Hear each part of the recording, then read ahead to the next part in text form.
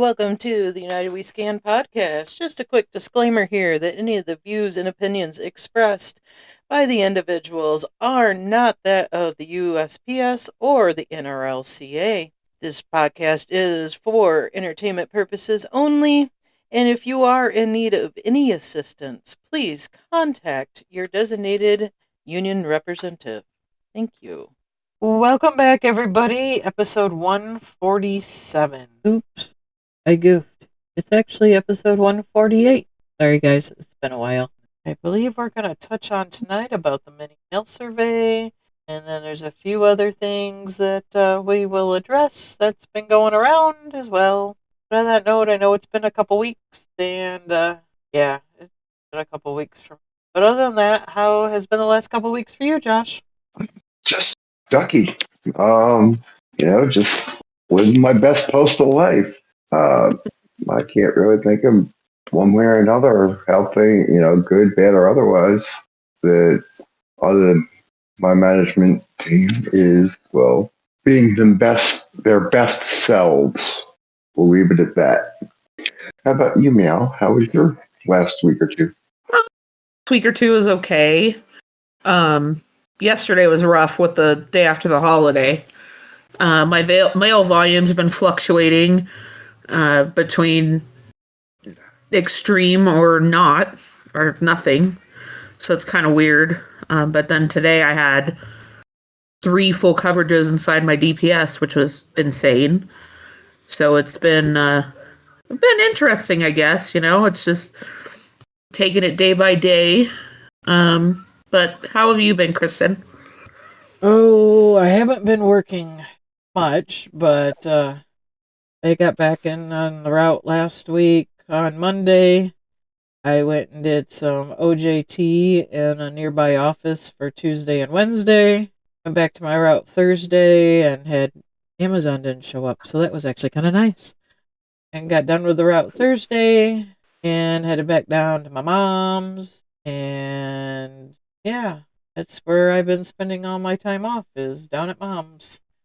Still trying to get all this paperwork stuff finished. It's been a ride, that's for sure. Definitely has been a ride. Ruby's been going down with me with Little Man, and then I gave her a reprieve weekend this past weekend, and I took Little Man with me, so it was Grandma, Great Grandma, and Little Man. And yeah, so I think I'm going down just myself for Friday and Saturday night this week. And she's learning to live on her own. This past Sunday would have been their 51st wedding anniversary, so it's living on her own, plus the battles with dementia have been. I don't sleep much. Plain and simple. I don't sleep much. I get phone calls at 2:30 in the morning, 3 a.m., 5 a.m., 5:30. That's just my life right now. So a lot of normal things have kind of been put on the back burner. I just got to take care of Mom. But other than that, it's been good. I got back on the route yesterday. It was a day after a holiday, that's for sure. So getting ready to leave and went to start the truck, and my truck wouldn't start. And my truck wouldn't start. And my truck wouldn't start. And then the 204B came out, and the truck still wouldn't start. And it still wouldn't start. So they called the local garage that we have the contract through, and they came out, and it wouldn't start. So then I had to unload the truck. And so they could flatbed the truck off, and then had to wait so they could go back to the truck garage management to go pick up the mattress for the city side, and had the city ox carrier bring back the rural ox truck to get the mattress so I could use the rural ox truck for my route. But thankfully, because it was pert near noon by the time I got out of the office, I was able to, she called in a sub to run all my big packages, so I just drove and delivered smalls and whatnot, and still ended up with 157 scans. So that was a holiday Tuesday, Monday is Tuesday from hell for me all around on 3 hours of sleep. And today it was still DPS hell, and it was all junk. I brought back over a half tray of undeliverable mail because Liberty Mutual and Progressive, that's all I got to say. If you know, you know. So, yeah, It's been trying to get back to normal day-to-day stuff, but my normal day-to-day is not the same as it used to be. But on that note, we're going to jump into, oh yeah, we have a mini mail survey starting Saturday. And we were going back through the episodes and realized we never did a pre-mini mail survey episode ever. It's always been either right after it started or when it's been completed. So, yeah, we decided this time we're going to do a pre-mini mail survey. So, Yeah. Woohoo! yeah, about time, right? Yeah. Let's get the information out at least a couple days ahead of time this time instead of Yeah. afterwards. So, yeah, Saturday starts the spring 2026 mini mail survey. So we used to have, I'm going to just start off by saying we used to have a mail count. So if you're new here, there used to be what was called like a 2-week mail count that would happen. So a lot of people Well, still try to refer, I'm not going to go in the whole nitty gritty of it, but a lot of people I still like to call this the mini mail survey, the mail count, which it is not. It's just a survey. I was just Or going you, to say that the count was 2 to 4 weeks, depending on which year and time of year. yeah, but we do not do that anymore because we are on the RX system, which we do this 2-week mini mail survey twice a year. So the dates for this time frame for this mini mail survey, starting on Saturday, February 7th, management could start entering all of the route settings into the program RMSS. And they can also start measuring your office walk distance. And I'll get into that in a second. Saturday, February 21st, 2026, it's the first day of the mini mail survey. And it's the first day of a 12-day mini mail survey, and they begin data entry of the daily volume and the miscellaneous time. And then Friday, March 6th, 2026 is the end of the mini mail survey, and all of the data for the routes should have been being entered each day of the mini mail survey, but that's the end of it. Friday, March 6th, 2026 is also the last day for you to have mapped your DPM and LTM mapping. So if you had growth or you needed to make some changes, you should be doing your mapping every month at the end of the month. But if you still need to finish something, that's the day that you need to make sure that you have everything in there. The other thing is that it is also the last day of the 52-week period. So from our new evaluations will essentially be March 7th, 2026. Sorry, March 7th, 2025 through March 6th, 2026. So just keep that in mind if you're looking at your data. And then Friday, March 13th is the lockout date for the mini mail survey. And so that's the final date for all of the entries, the mini mail survey entries into RMSS. And you won't be able to update anything. Let's say management didn't enter something correctly, and I don't know what the time cutoff is on that date, because typically it's like middle of the day Central Time it cuts off. So getting that done sooner than later is more important, but just so you know. And then Saturday, March 28th, 2026 is when the PS forms 4241A and 4241Ms should be available, and management can print and distribute PS forms 4241A and M. And then the effective date of this evaluation is April 4th, 2026. Now, I will put a little mini disclaimer here. If you are a route that was adjusted in the last 52 weeks, you will still have to go through with the mini mail survey, but you will not receive a new evaluation until you have over the 52 weeks. So let's say that management adjusted you like in October or November. Then you, no baby, not right now. Then you won't receive them like the other routes. And that is if your route was adjusted. Yep, play a game, baby. Hold on one second. I'm sorry, guys. So while she's doing that, I wanted to say, especially with the mapping, with the cutoff being March 6th, please make sure you get in and do your mapping. Take the extra time to make sure your park points, your door point, your delivery points, your mailbox points, making sure that those are all correct. When you get into the line of travel management, make sure all your traffic control points are there. Really, this mapping is definitely one to pay extra attention to because it's going to be the big part of your new evaluation. Yeah. This is the one. This is the one that counts towards the evaluation.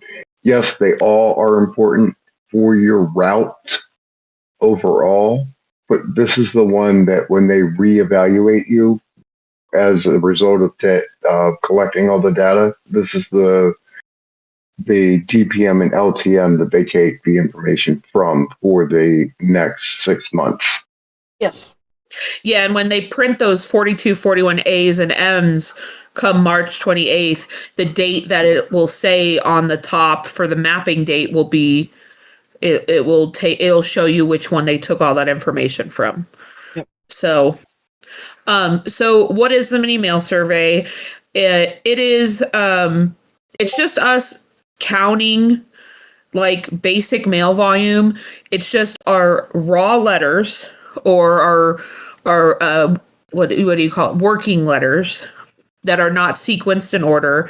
It is also counting your random flats that and I'm going to add this to this. It's typically the things that are given to you at the hot case, and things that are not sorted on automation. And then it is also counting miscellaneous letters and the mistakes that are inside of your DPS and the upside downs, but I'll get into that in a few minutes. Every single route are included in the mini mail survey, and management is supposed to give you a stand-up talk prior to the mini mail survey, and it'll be your opportunity to ask questions and confirm like different procedures, like if your office has changed anything. We've done this a few times now, so we should have more of a routine, but if you're new, this is a good opportunity for you to ask how management is going to be doing certain things. There's I know a lot of confusion with like the NLM or the S99 mail. That would not be counted during this. And so there's different procedures that might happen with that. If your office rearrange different things, there's things that you can ask during that stand-up time with management. Located to a SNDC from your old office or station. And regardless of whether or not things had changed in your office, you are still supposed to measure things, and I can get into that in just a second. The mini mail survey is just one component used to determine the route evaluations under RX. It's only about 5 to 6% of your evaluation overall, but I know a lot of people will try and diminish the impact that it has, but you could be a couple minutes away from the next base hour, and this mini mail survey could make or break that for you. It could be the difference between thousands of dollars that a route is owed. You're going from a 43K to a 44K, and especially now with our new contract, because we are grow as you go.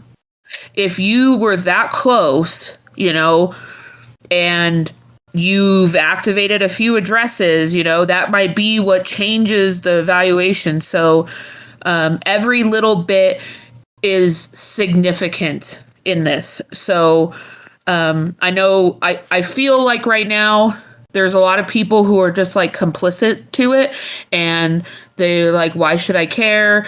But it's we all need to be diligent to make sure that we are capturing this volume because it's our money, and it's not only just the regulars money, it's the subs money. That is a cool painting, baby. And it is also used in conjunction with other data gathered from automated stuff like on the scanner and the route mapping stuff. The only people who are allowed to conduct the mini mail survey are EAS employees who have a 1723 on file. Any rural carrier who is conducting it has to be in a 204B capacity. But us as rural carriers have the ability to verify what management counted, and I would encourage you to, just for your own records, and if there's any disputes that happen. There's 12 RX office walk distances that will be measured jointly by the manager and the assigned carrier. So if you're the regular on the route, you'll be walking with management. If you're an auxiliary RCA that's holding down a route, you will be the one that is assigned with that. Hold on one second. Are you okay, baby? Okay. Sorry, I heard my kid fall. And then management will be entering the data that they're doing daily, and they have to do it in a timely manner, no later than close of business on the current business day. So if you have a manager who's trying to tell you, oh, we'll enter it all at the end, that's a no-no. Only the following items are counted during the mini mail survey. So it's just random letters, random flats, the office walk distance, and then the miscellaneous office activity. The PARS labels are now were counted during the mini mail survey, but now they aren't any longer. They're counted through a 52-week average. And then the management will use 3 different forms. One of them is going to be the office walking distance data collection form, which I'll go over here in a second. And then they'll have a daily volume worksheet. And then there's a miscellaneous activity worksheet that they will use daily to collect some of those miscellaneous activity things. So on the office walk distance form, and I'm going to just say all of these forms are also located on the union website, and they're under a mini mail survey section in the news or what's new section. So if you ever wanted to look at any of them, they're there. But management also has these available to them off of RMSS, and they also have them available off of like the blue page for them. So the RXAM walking distance data collection form, it has like your facility, your zip code on there, a finance number, your rural route number, the manager who's conducting it, and printed, and then they will sign it and date it. The carrier's name printed, and then you will also sign it and date it. As she was mentioning, they're supposed to be entering those numbers daily, and either that day or first thing the next morning, they should be giving you a copy of what they entered in the system so you can verify for yourself. Yeah, so that way you can, if there is an error, you can get with management to correct it immediately instead of all of it at the end. Yes. Okay, so on this form, underneath of it, then it'll say, does this route receive withdrawal credit? Now, if the route receives withdrawal, it's most offices in the country are withdraw offices. If you have to leave your case to go and get any piece of mail that management or the clerks are not bringing you 100% of these things, then you are what is considered a withdraw office. So just you just won't have any footage to go to some of these items. But if you it's all or nothing. Sorry, it's not all or nothing. It's all or nothing in the sense that management or the clerks have to bring you everything. Now, the next part of this, walking distance segments, you will measure the round trip distance footage required for the carrier to complete the segment where applicable. Office walking distances only applies to activities performed in the AM when the carrier is in the office prior to departing to the street for delivery. Activities performed in the PM after carrier returns to office from delivery are included in end of shift duties. So, the first thing is the scanner storage area. And you will also, I'll just read it as I'm going. And it's from the scanner storage area to the carrier's case. And it is from the point where the carrier stands when retrieving the scanner to the point where the carrier stands when casing mail. Number 2, from the carrier's case to the raw letter or raw flats distribution case. From the point where the carrier stands when casing mail to the point where the carrier stands when retrieving raw letters or raw flats, whichever is further. Include walking distance to obtain a conveyance if typically required. And that's for withdrawal route to only. So if you're an office that does not have like little hampers or buggies and you need to get a conveyance to go and retrieve them, then the measurement has to include you getting that conveyance in this. Number 3, from the carrier's case to the DPS letters distribution rack. From the point where the carrier stands when casing mail to the point where the carrier normally stands when retrieving the first tray from the DPS letter rack. Include walking distance to obtain a conveyance if typically required. And then again, for withdrawal routes only. Number 5, a carrier's case to the parcel hamper retrieval. From the point where the carrier stands when casing mail to the location where the carrier normally stands when grasping the handle of the parcel hamper for transport to their case. Now, I'm going to add a little disclaimer here because there's a little bit of confusion that happens here. There is some routes I know that have a lot of mail volume, and you're going to have to go and get a parcel hamper twice. RX has a system that if you have over a certain amount of parcel scans, then you are automatically credited with getting a second parcel hamper. So again, this is only one round trip. And then hold on. I believe that's 60 or 64 parcels. It's 62, I think. I think it says 62 as well. Okay. Yeah, I think it's on your. It's I also on your 4241M. Oh. So just make sure that you're only getting measured one round trip here.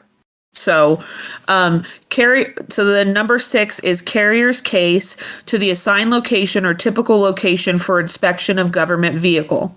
From the point where the carrier stands when casing mail to the point where the carrier stands when opening the driver's door of the parked vehicle. Use the assigned parking if there is one, or the typical location if there is none. Now, I'm going to add another disclaimer here. In RX, we get credit for vehicle inspection time.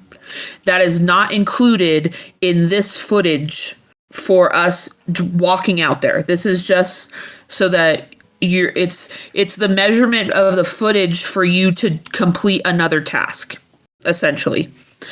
So number 7, from the carrier's case to the CFS markup MMM, centralized hold mail, and then to the carrier's case. From the point where the carrier stands when casing mail and follows their normal path to the CFS, the markup case, the MMM location, centralized holds, and back to the carrier's case. Note, the order of the locations may vary according to local practices.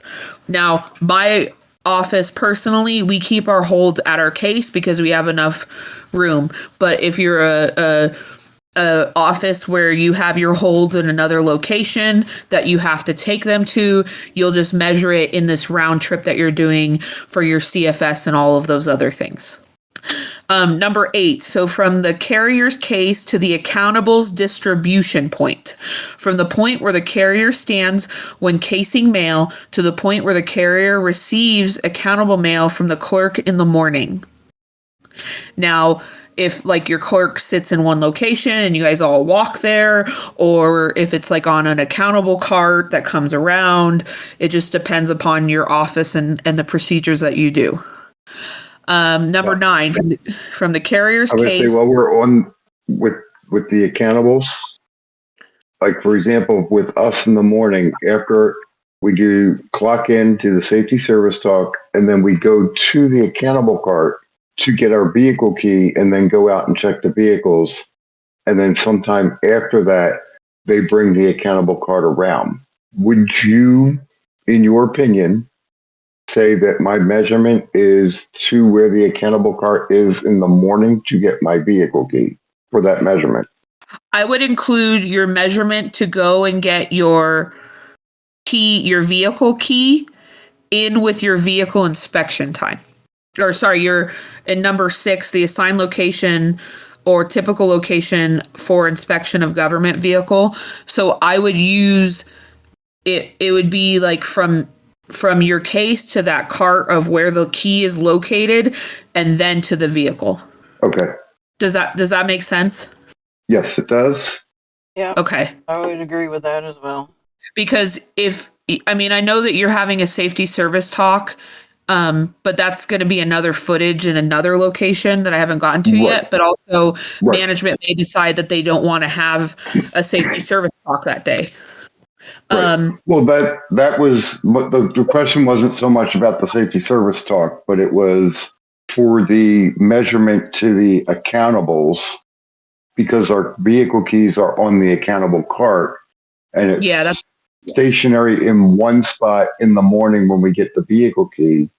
And then typically they, depending on who it is that brings the accountable cart around, either walks to each case or parks it at the bottom of the row and tells it, says for everyone to come get their key, their arrow accountable. keys. Okay. So when you measure for this accountables distribution point on number 8 here, it'll be what's most common. So that's partly why they have that stand up, because management needs to make that determination of what are they going to be doing consistently, because a lot of them tend to forget that we are not paid hourly. We are paid by footage, especially in the morning, and different tasks. So they need to make a decision about what they're going to do consistently so that you're getting the proper credit. Okay. So number 9 is from the carrier's case to the hot case. So from the point where the carrier stands when casing mail to the point where the carrier stands when retrieving hot case mail. Note, not applicable if performed in conjunction with load time. Number 10, from the carrier's case to the location to obtain an additional piece of empty equipment, rolling stock, or like a vestibule, or something you need to move, rolling stock, prior to loading a vehicle.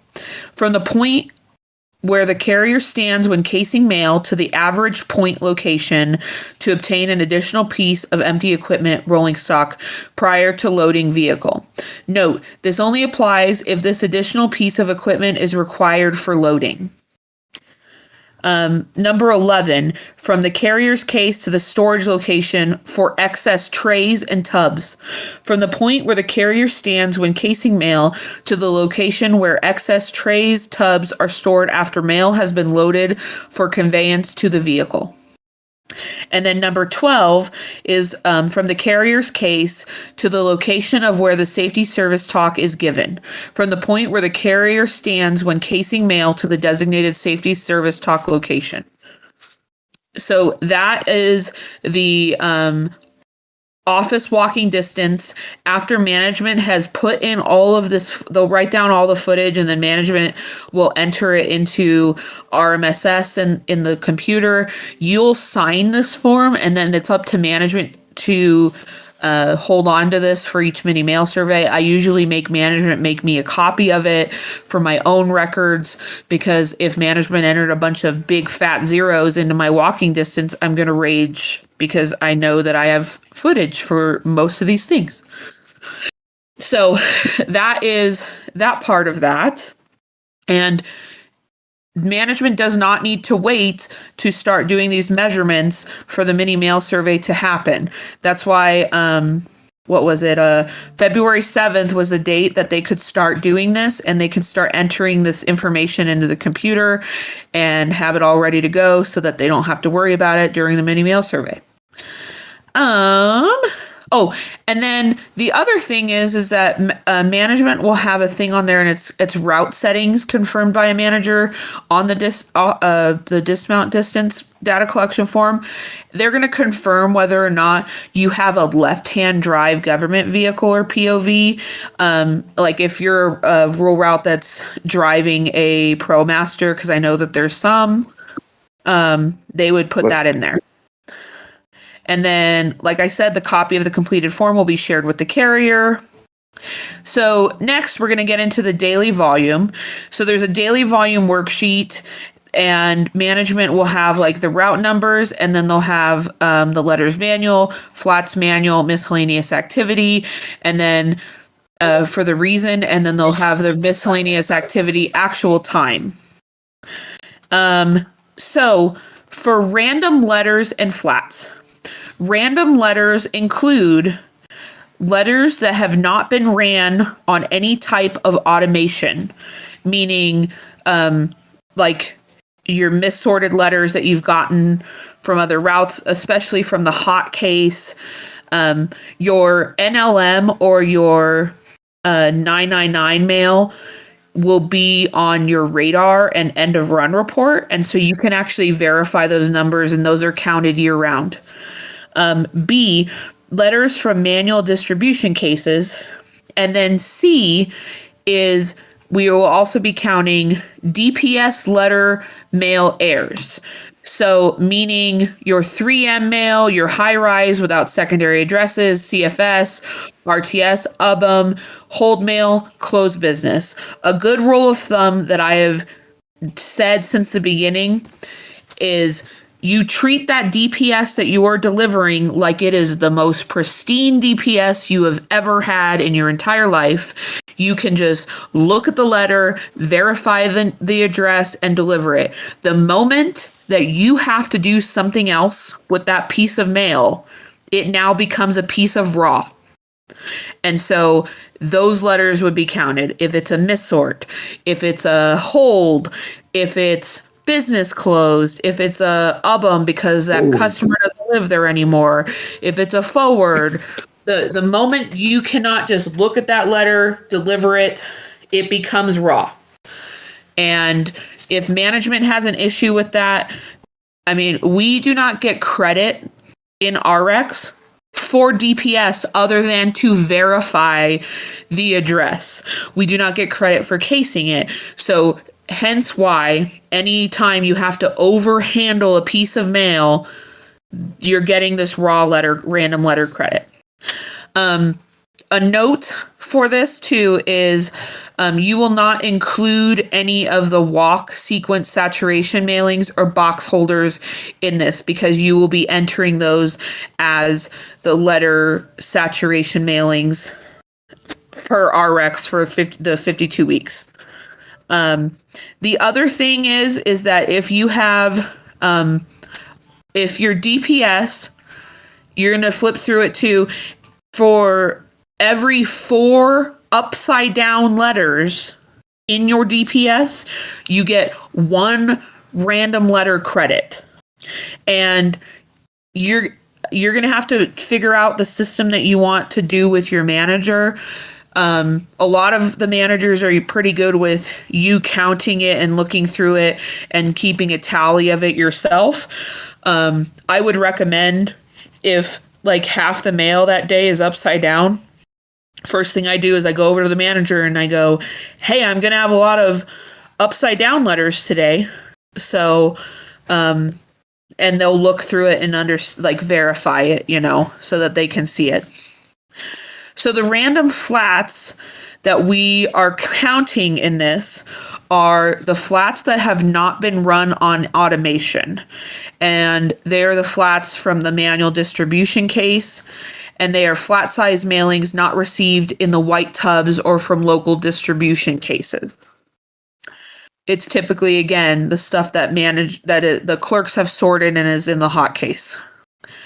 So the postmaster or manager who's conducting the count should sign every day, and the carrier should receive a copy every single day of them entering these numbers in. If management's just giving you some sticky note and not having an official, I think it's a 4241A, or no, it's a 4241M, another version of it, and it'll show you, hey, on 2/21 you had 100 letters and 50 flats. It'll show up on there. But if you have an issue with management and management is not wanting to count something, or you should try and document. We get like these like Costco WSH letters that are raw, and the clerks will manually sort them for us, and they are not on any of the NLM or the S99 mail. And we've had a dispute essentially with management over it, and we monitored all of the end of runs, and my managers eventually ended up counting it for our survey. So you just need to communicate with management, and if there's a piece of mail that management is not wanting to count for whatever reason, I mean, you can ask management, well, then how am I getting credit for this? And you have to essentially get really meta. And so management needs to show you, how are you getting credit for this? So then the next thing that we're going to have is called miscellaneous time. And there's not a lot of different items that will be included in here. But you're going to have that miscellaneous activity worksheet every single day. And I got into the habit of giving it to the managers every single day. It says like what area you're in, district, your MPU, if you know, and then your office, and then the route. And so some of these miscellaneous activities are required customer communication, time. Good job, baby. Time required if required by management to answer customer questions across the counter or over the phone if such duties occur daily or weekly. So just keep in mind, if this is something that you're doing repeatedly, then you're not getting credit for it unless you're getting this time during the mini mail survey. If you have electronic parcel lockers, record actual time used daily to service EPLs. Actual time begins once all parcels are located at the EPL and carrier signs in on the keypad and continues until the carrier signs out on the keypad. If the carrier is required to wait to gain access to the keypad, that time is also recorded as actual time. So let's say that an Amazon driver or UPS driver is at that location and they're already using the locker, then your time waiting for them is where you will put this. Reloading a satchel, actual time to reload a satchel if required for multiple dismount deliveries. I know I've heard of a couple rural routes that are actually walking routes, and so they really heavily need that reloading satchel time.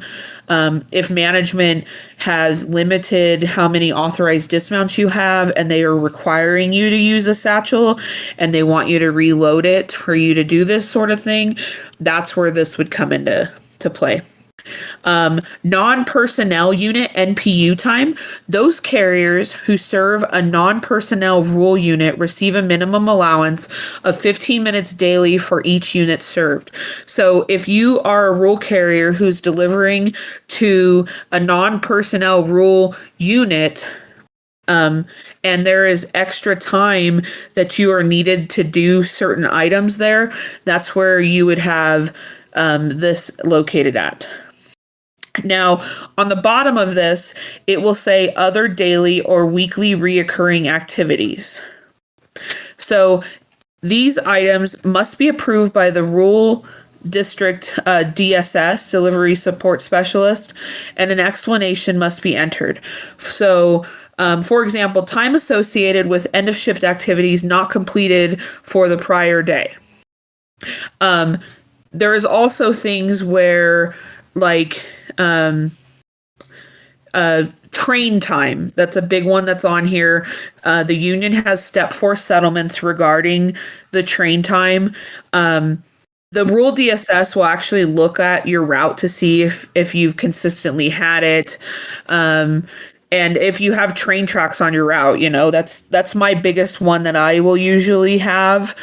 Another thing is that I don't see on the sheet this time, which is interesting, is if you have like a key card entry to a location, or you have to enter into a keypad to access a certain building, those things would be miscellaneous activities that. And typically what they're going to do is they're just trying to make sure that there is no other RX area that is accounting for these activities that you're doing on a daily or weekly basis. If it's something that's random out of the ordinary, it might not end up being here. It might be something that could be considered 8127 time. It just depends upon the circumstances, but I hope that kind of gave you a generalized thing of the things that I know I've personally seen become miscellaneous activities. Other examples would be if you go to a business and have to ring the bell. Yeah, extra time dismount. For them to answer the door. If you have to ride an elevator to get to this business, a particular business, on a daily or weekly occurrence. If you have to wait for a security guard or a gate check-in to enter into like a gated business area, there's certain things that would qualify. Right. Or in a gated community, if you have to wait for the gate to open to be able to pass through, that minimum amount of, whatever amount of time, 10, 20, 30 seconds for the gate to open for you to be able to drive through. So again, management should be entering this data to RMSS daily. The other thing that management has the ability to do, if you have a high option, I'm just going to say this right now before I even get to this form for the end. Management has the ability right now for them to check mark if you want high option or if you don't. And granted, they're going to want you to sign the 4241 at the end of the mini mail survey, but typically the managers forget that they have to choose inside of RMSS high option yes or no.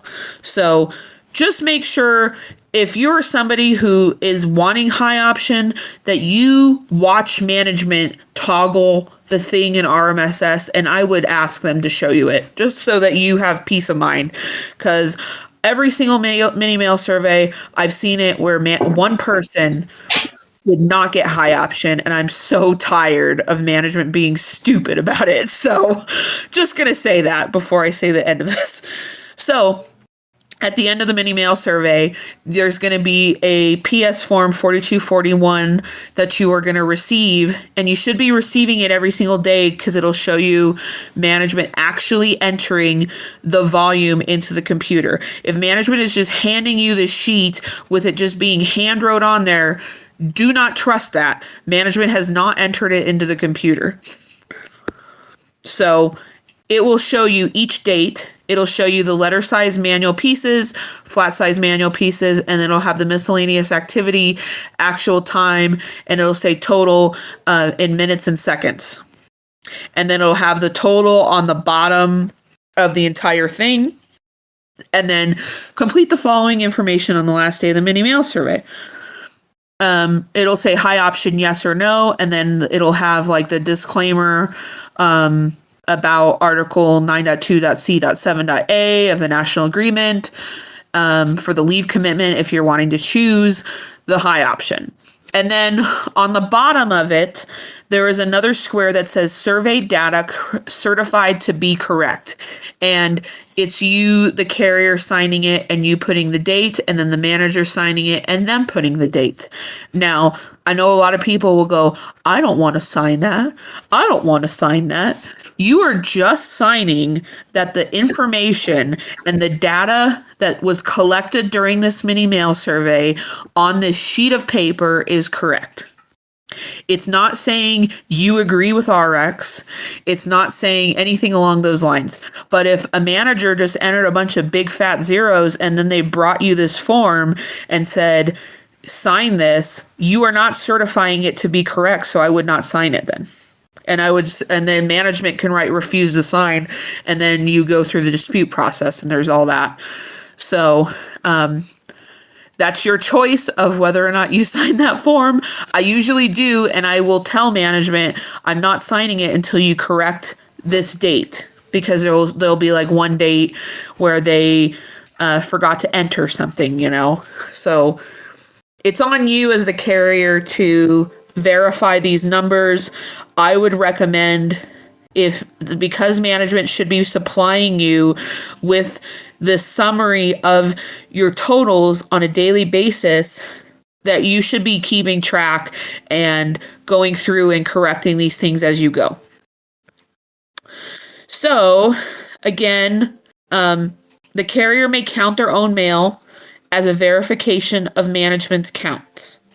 And there's no additional compensation for rural carriers doing that, sadly.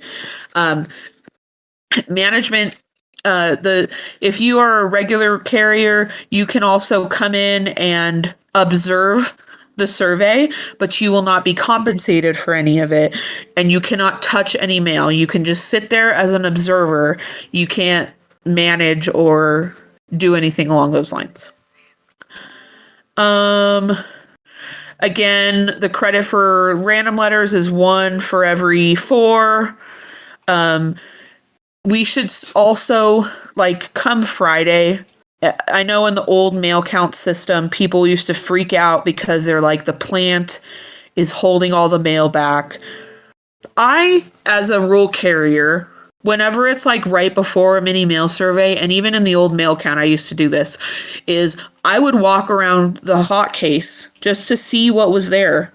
And if management is curtailing, if you're going into the mini mail survey clean, like they made sure there was no mail left from Friday, then that means the last Friday of the mini mail survey, we go out clean. You go in clean, you come out clean. The normal flow of mail should be ensured. No extra effort to clear out mail before count. No curtailment of clerk hours on the last day of the count of the survey. And the mailer requested delivery dates should always be honored. And trying to think of what else on here. That was about the withdraw. And it's on management to meet with each carrier to discuss if you want the high or the low option. I know a lot of the managers are, I don't want to say stupid, but they don't understand the difference between a high and low option. So the high option is higher pay but less time off. So it's a high J or a high H route. A low option is lower pay but more time off, which is a K or a lower J route. And you have to have 10 years from your retirement computation date in order to qualify for that. I still have 2 more years until I qualify for that. And there's some routes. I just made it. Yeah, but but there's. I still have 7.5 years to make that. Yeah.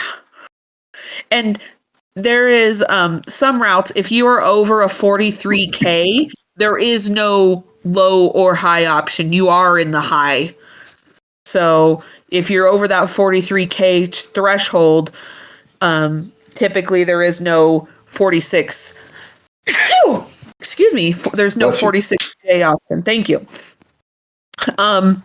If disagreements occur and they cannot be resolved locally, the carrier and the manager will fill out the appropriate part of the dispute form. So if you and the manager still couldn't come to an agreement over an issue in the mini mail survey, you're going to have to end up doing a dispute over them. And so just keep documentation for things. And granted, we're not going over disputes right now, but we could probably do that at another time. But you're going to need documentation to prove what you're saying, and why you should be getting that credit. And again, I just want to say, like, it takes all of us to make sure that this mini mail survey and the credit that we are owed that we're receiving it. And like, I can stand here and preach to you all I want about the importance of it, but ultimately, like, it's your paycheck. And if you can just go, whatever, but then, like, you were only like 2 minutes away from being like a 44K, and you have a bunch of zeros in your mini mail survey because you didn't care. Like, that's on you at that point. Like, the onus is going to be on you. And I know a lot of people get frustrated that we're having these mini mail surveys twice a year, but it is important for us to make sure that we are capturing the little bit of mail that is not on automation and these miscellaneous things that we are not getting credit for in RX for the 52-week average. I hope, like, personally, that eventually, like, there's some of the things in the miscellaneous time I wish that there was an RX activity scan for. Like, me personally, like, my route delivers to a rail yard, like a train. There's railroad tracks, and I get stuck by a train twice a week at minimum, and it just depends on the time of day, and it's so sporadic. And like, I've even had management question, like, why I had a stationary event, and I'm like, I was stuck by the train. Like, you can literally watch me sitting there by the train tracks, like. So I wish that eventually with RX that there's going to be the ability for them to update some of that technology. And maybe it is what it is now, and I think that we just have to, if you're refreshing your brain and you're remembering what you need to do for these mini mail surveys, then they're not as stressful, I would say. But you still need to make sure that you're paying attention. It's a part of our jobs now, and it's all of our pay. So, And for And those that I go ahead. well, I was going to segue into you. I would say I agree. It's a little bit of a pain having to do this every 6 months. But I would say, for example, with you, Kristen, your office at the time got Amazon. Would you say 4 weeks after the count ended? Yeah, in the last actual mail count, 2018, it was 2 weeks after the mail count ended that Amazon came into the office, and nobody got credit for that until the first mini mail survey in 2023. Right. So that this way, it's at most 6 months that you're going without getting any credit. yeah. Well, and one of the interesting things with this mini mail survey, and granted, we're not counting it during the mini mail survey, but you get to see the health of your route. And me and Josh have talked about this a little bit. Like, I'm kind of a nerd on the tangible data collection that I can actually look at now over the course of the last few years for my route evaluations, and seeing what's fluctuated in either direction. Like, my parcels have gone up. I've gotten new addresses, but one of the most interesting things about this mini mail survey is that we just regained the UPS parcels again. And so we saw the dip happen, and now we're going to see, I think, the increase a little bit again. And then,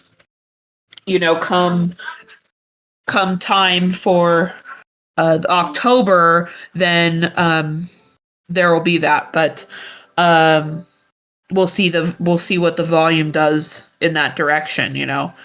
Or if you're in office, I'm there's I know people complain about Amazon and stuff too, but there's some offices that have lost Amazon, and I do worry for them because we as postal employees want the revenue to keep increasing and stuff, but um, what's I don't. Oh, here I'll come look with you, but that's the mini mail survey, though. I think that's all of it.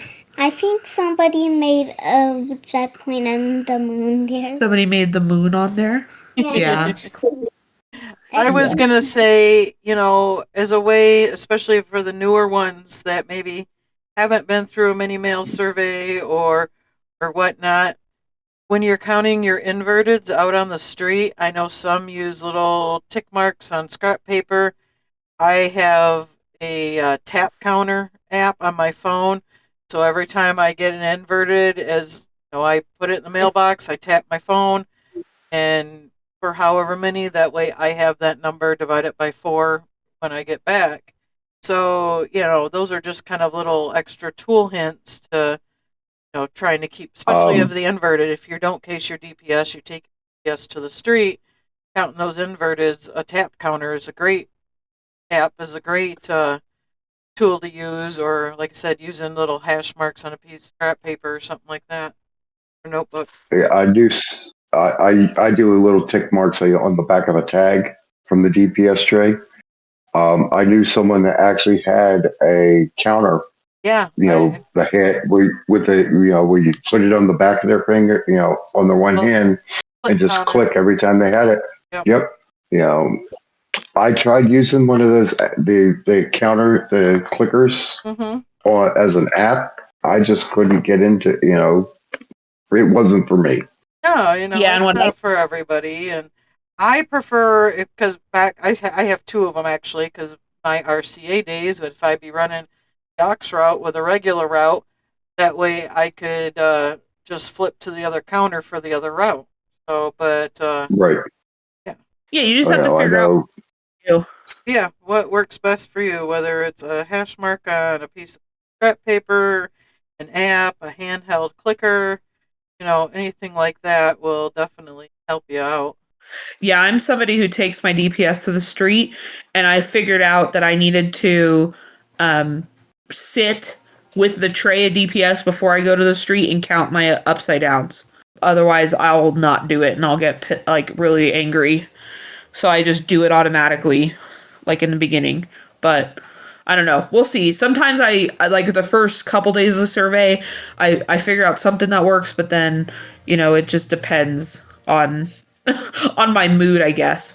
The other thing that you could do, and I've been debating if I wanted to do this, the mini mail during what is it on the union website? They have a thing that's you can do a test of your coverage factor percentage, and I've debated doing it during the mini mail survey just so if I wanted to dispute my coverage factor, then I have actual data to back it up. But that's kind of a side quest mission there. Yeah, I would totally think about doing that too if I was working my K days. But as of right now, I'm off, and so if it was to a point to where they need to work the Saturdays, that's fine. But with everything going on in my life right now, I'm not going to do it this time around. Yeah, and I think that if I'm on a growth route, and granted this last survey I went down, which I was very upset about, but if I wasn't and I was concerned about different things in my evaluation, then maybe I would. But I mean, like my personal opinion honestly is that I don't like the coverage factor. I think it's fair for the curbside boxes, but I think we're getting screwed over on the CBUs and those. But that's a whole nother that's a whole nother rant conversation I could go on right now. But absolutely is, yes. Yeah. So, but all right. So we've covered that. Do you want to cover the other things real quick? They should be quick. Yeah, so there's been floating around for a couple weeks now. There was a MOU that was signed by the Postal Service and by the NRLCA about having rural carriers in South Carolina test doing the census, which I thought was very interesting. Um, I know that there's been a lot of mixed feelings about it. People that were like, I don't want to have to do the census, but I like me personally, like the way that that MOU was drafted, if you've seen it, it's very much in the carrier's favor, other than the working from home portion. I did not like that. But the rest of it seemed to be um, more in our favor. And, given But the possibility of us losing Amazon, um, different things, the Postal Service in general needs to find different revenue streams. And if there's a way, if that's one of those revenue streams, I mean, the NRLCA as a whole is the goal is for us as rural carriers to have these revenue streams. So I know there are some people who are like very skeptical about it, and I understand the skepticism of it. It's unknown. We don't know what's really going on with it. It's just a test for right now. But I mean, it it's only a test for now.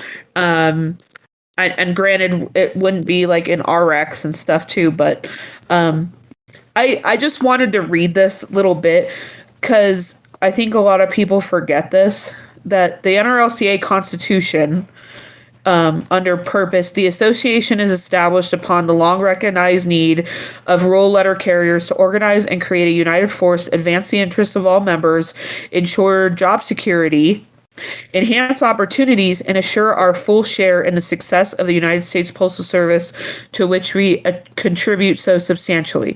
The association shall seek with all of its resources at its command to assist its members in the realization of their highest aspirations as workers and as citizens. Such aspirations are a right and shall be protected against all threats. In God we trust. The association is dedicated to the discharge of its responsibilities and the achievement of its objectives in accordance with the democratic principles embodied in this Constitution.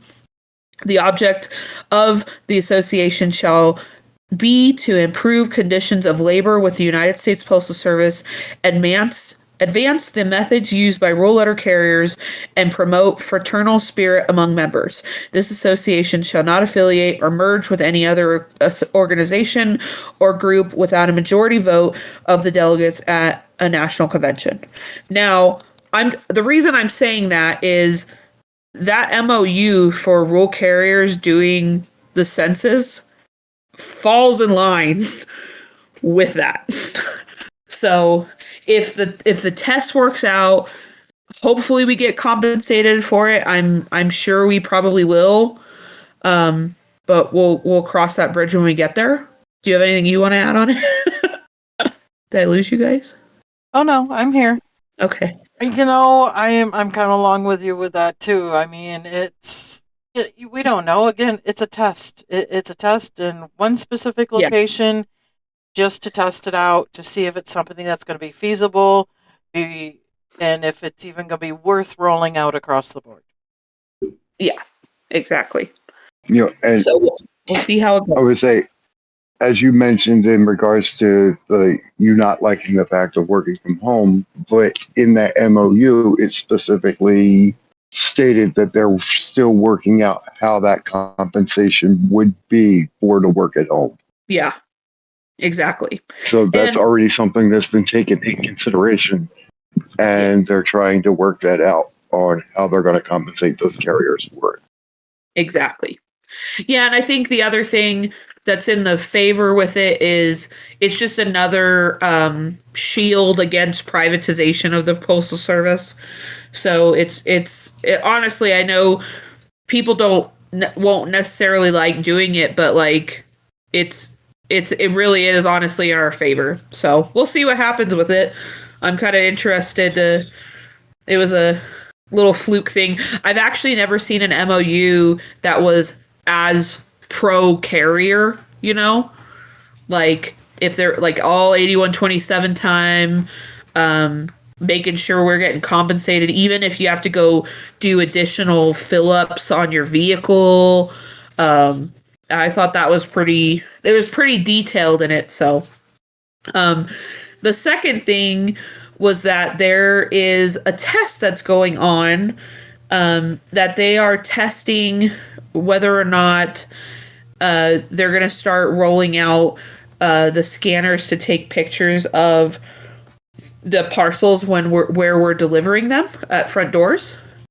And there was a stand-up talk that was given, and the scanner actually, it would automatically photo capture for parcels delivered to front door or porch, and delivered to garage or other location at address scans. And I think front desk reception was the other one.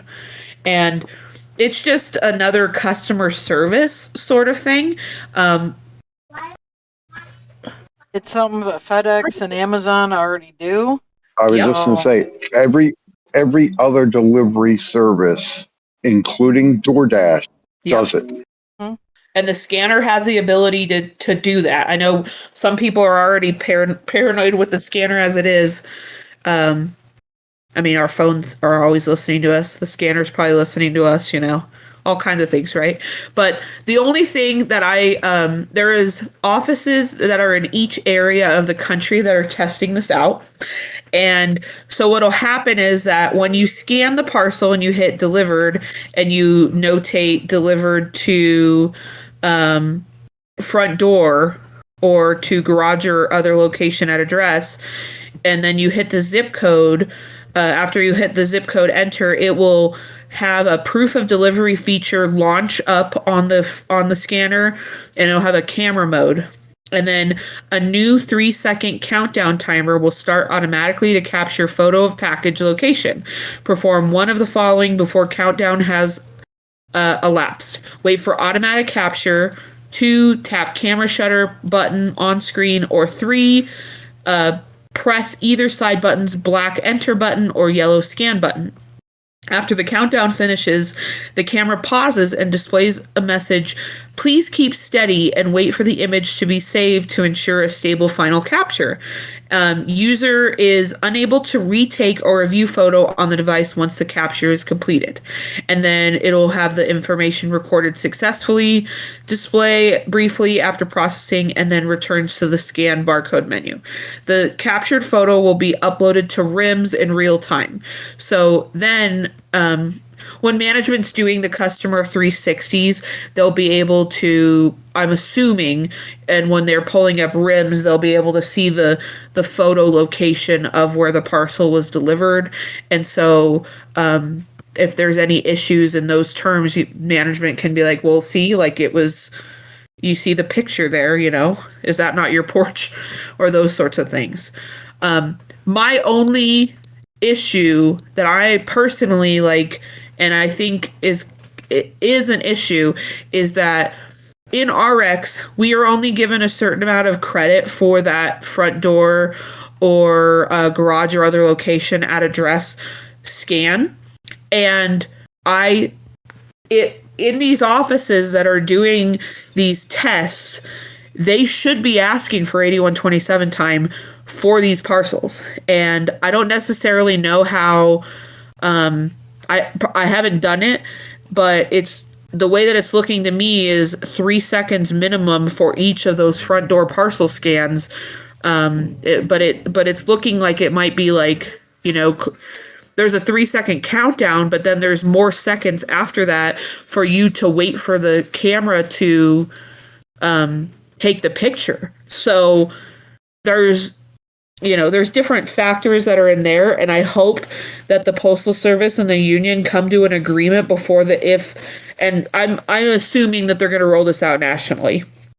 But I hope that they come to an agreement before it's rolled out nationally and that this credit is given to the routes. Because we're going to be owed, it's not going to be a lot of time, but it could add like a couple minutes to a route, especially like if you're delivering a bunch of parcels to, garages and businesses and those sorts of things. If you have a lot of front door deliveries, then it could increase things. So, Oh yeah, definitely um, could see whatever time standard that they're going to affix to taking the picture would be put into your parcel time. yep.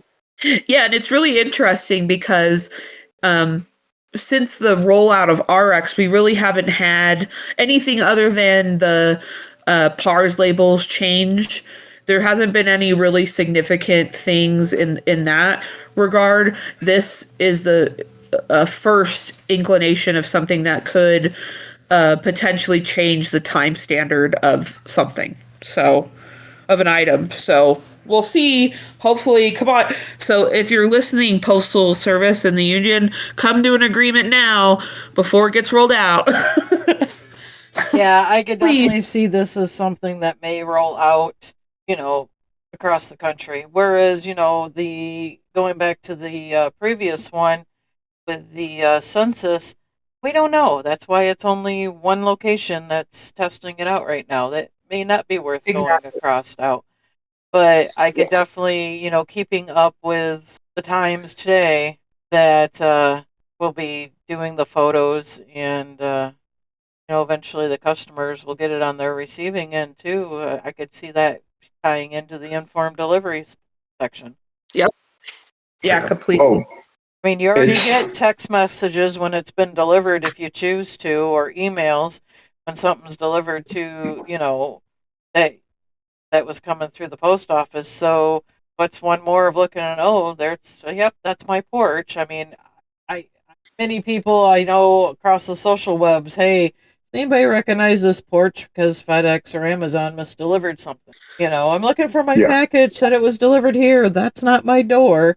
You know that that's I worst thing I'd hate to see for any of us to Yeah. happen. But I mean, that's eventually what could happen with the photo rollout. But we all knew that may eventually be coming anyways.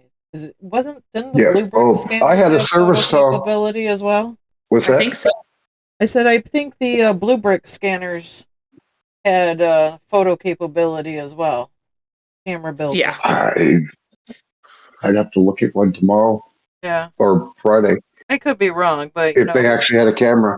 But yeah, these both have front and rear facing cameras. yeah, So, but yeah, we got, I can remember a year ago during a service talk, the one supervisor said it was coming, taking the pictures of yeah. I of mean, the delivered packages. yeah, it's been, going around for quite a long time, but now it's finally into the testing phases because I think that was one of the things that they did bring up when they introduced the scanners that we have now was the fact that it did have photo capability. Yep. So let's use that photo capability, I guess. Yep. Customer service. Josh, you had a couple things that you wanted to touch on? Um, yeah, let me pull them back up, what they were. Just looking on Facebook real quick, there were two posts that I saw. One is, what is the rule on posting district jobs in office? I can't find any resources. Uh, Anytime there is a bid, whether it's in office or district wide, a hard copy must be posted in the office Every uh, single. for for everyone to see. In a visible And location too, not just yes, stuck on, a board somewhere where nobody walks past it. right. Like if you have a rural board, you would hope that they would say in a service talk, there is a posting up. It's going to be on the rural board notification board, but the only requirement is that it has to be posted somewhere where it's visible. The other thing was CAD management change your trips to door in the computer since they don't want you to have too many. No, they cannot. There was Local a management does not have access to that. No, and you have the ability. So that's why I was saying that date earlier too. So March 7th, 2025 until March 6th, 2026. If you want to, you can ask management to provide you with all of your activity RX scans from the last year, and you can look at it. I periodically go and look at mine just to make sure, just for peace of mind. It's a part of us verifying that data. And I know, and I'm saying this as somebody who I have anxiety, and there are certain things with RX that I also get anxious about. And so you can only control the actions that you do, and you taking control of it, and you going to management and being like, please show me my RX scans, just for your own peace of mind, do it. You have the ability to do it. It's just a part of the process of us being diligent with it. There was a period of time where management was testing the ability to edit the RX activity scans, but then they disabled it on the local level. They didn't roll it out nationally. Thank goodness. Yes. Yeah. And we have talked about that before, where where you, Kristen, have said, I could see if, hey, Mr. Supervisor, I just want to let you know at 123 Main Street, I accidentally hit 6 instead of 3 trips to door, so they could go in and correct that. But then there was on the flip side of that, with the issue of, in the case of with this post, where can they do that and take them away because they think you have too many? Yep, and that feature was disabled on a local level, so no. The only thing that they can go in and change is your time inputs for clock in, depart The to six, route. Yeah. Yep. the 6 entries that are on your 4240. Yeah, your times. That's the only thing that they can go in and adjust. All right, guys, that was a whole lot for. Yes, it was. It was. But it is. But hey, we owed it to them because it's been a couple weeks. So Yeah. and then yeah, definitely. Oh. Yeah, and share this with, if you're a newer sub, share this with your coworkers so that it's just a refresher for the mini mail survey. And I'm hopeful that, this is going to be a resource for you to use to re-listen to for the next few years. I've done different other ones too, and I've even taken notes for my own self about the mini mail survey, or they're not going to go away. So just, if once you get some of this stuff embedded into your head, it's good to have a little bit of a refresher and get back into that mindset for that. And but look out for, if you see a new sub in your office, please encourage them and show them, and just talk to them a little bit too. If you've seen somebody struggling with the mini mail survey, sometimes people walk in on that first day and forget all the way about it, and just be remind people, just, we all got to look out for each other, and it shouldn't just be one. I think in Discord this past week, someone said it's time to start counting the errors, just to get in the habit of doing it. Man, I really wish today's DPS was part of the mini mail survey. Me? Yesterday.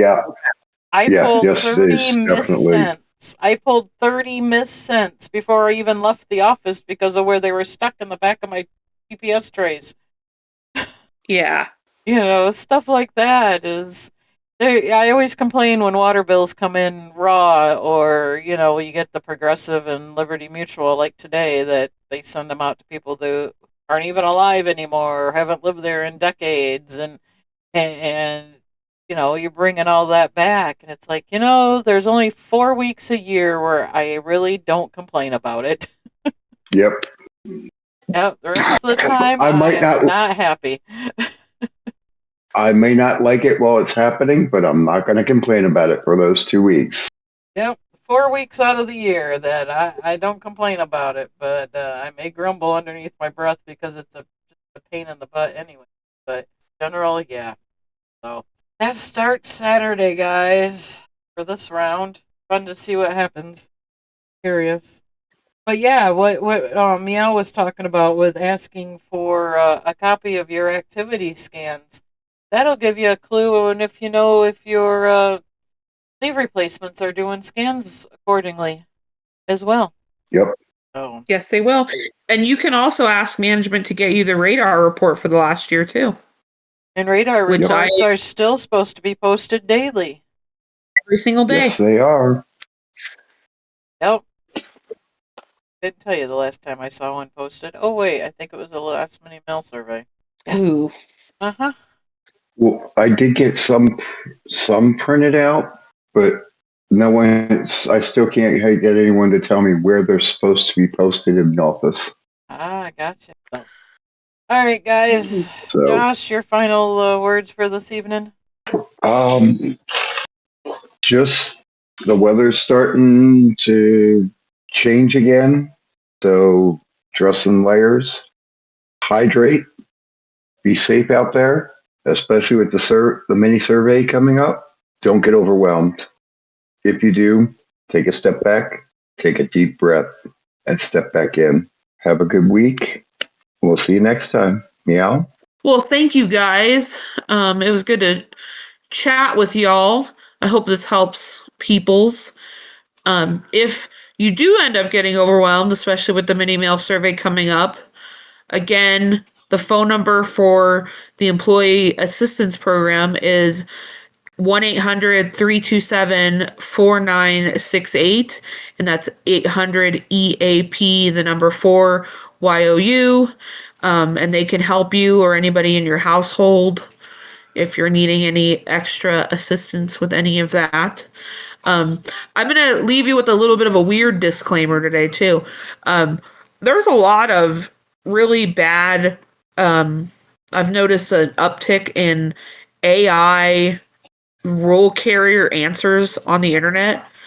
Please do not rely on Google Gemini to answer a role carrier complexity question. Please download the NRLCA app. Find your or go to the NRLCA.org, locate your union steward. Just familiarize yourself with who your union steward is and the people who are the officers of your state and educate yourself in the constructive way versus using AI, because AI may be okay for some images and stuff, but I'm sorry, but Google Gemini AI is not going to tell you how 8127 time and RX complexities are for your rural carrier salary on your pay stub. So Siri. Siri's not going to know either. AI in general. So it can be good for a couple things, but that is not one of them. So please just keep that in mind. So, And that's but one of the reasons why I turned off the AI bot in the Facebook group, too. I never even activated it. I'm like, nope, don't want this. it is, yeah, it is not jolly. So, um, just look out for each other, guys, and I hope you guys all have a good and safe week. And and I'm gonna say this: the next pay stub, the next paycheck we get, February 27th, it's supposed to have our back pay on it. So if anybody else is asking, I've had it. I don't know how many times I've said it today to different people. February 27th, rural carrier back pay. So on that note, all right, Kristen. Thank you. And on that roll carrier back pay, everybody's back pay is going to be different because it's going to vary between how many hours you've worked and if you were doing OT or DACA 5s, DACA 3s, whatever, step Step increases. increases. all that. Changing of routes, changing of eval. Yes, all that is a variable for leave replacements. It's going to be based on how many hours that you worked when you started, if it was, during, if you are no longer with us, and you could still be getting a back pay check if you worked in the times where it was the amount is supposed to be calculated between those dates. So yes, the variables are going to vary differently for every single carrier. So there is not a set amount of back pay. It's not a lump sum based off of this figure. It's going to vary for every single rural carrier. Leave Right. And replacements as well. that would be any increase from May 20th, No, 21st of 2025 until, I'm sorry, 2024 until when was that? June or July it would be when of the increase 2025. took effect. It would be when the Well, that's what I'm increase took saying. effect. Any increases from the date of the increase between The ending the of the end of May of previous. Yep. 2024 until they signed it, which was, and I know I just saw the date It's recently. Gosh. you need to pull Was out it the July of contract. 2025? You- Yes, pull out the contract, the new one, because you're going to be I getting have them, it. and you need to I look at the articles that have the new contractual increases and the new COLA increases and determine the dates from that. And Google yes. AI or Siri or any sort of AI is not going to be able to calculate your back pay for you either. No, no, it's not. So, putting it out there, there is no one answer for how much back pay is going to be, because it's going to vary on step increases, on any overtime that you may have worked. RCAs is going to vary on your hours that you worked and all that stuff. So, there is no simple answer to how much back pay is going to be. Plain and simple. Okay.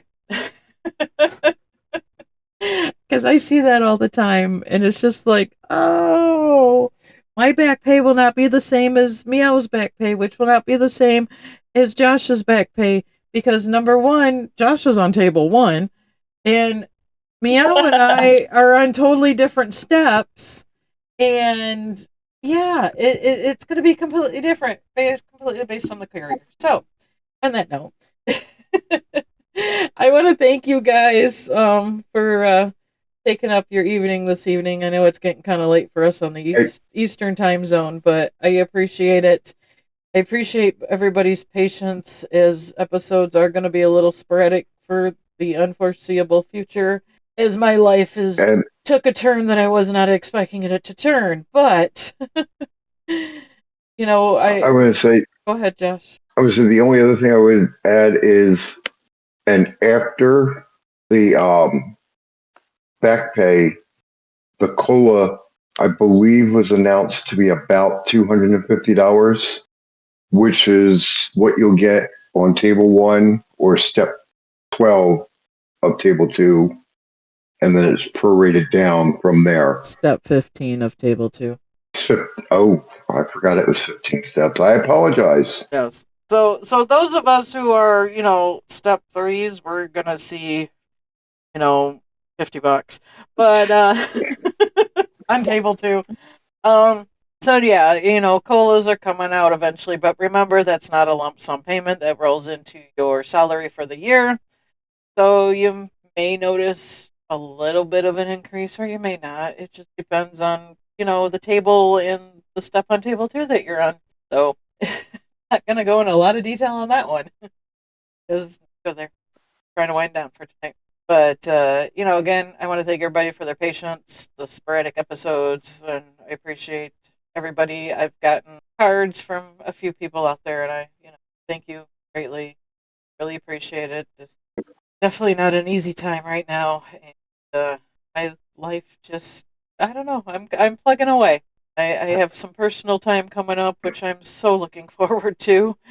But yeah, a rough time right now, but we're pushing through. So on that note, guys, yeah, this weather's been crazy. I mean, just today alone, I had rain, sleet, and snow, and yeah, so it'd be safe out there. As you know, Mother Nature again can't make up her mind what she wants to do as we're getting closer to springtime, and make sure when you're doing your mapping this month that you're dotting your I's, crossing your T's, double checking all your pinpoints, your traffic control points, all that good stuff, sitting down and actually doing the mapping. Don't let management get away with not mapping with you.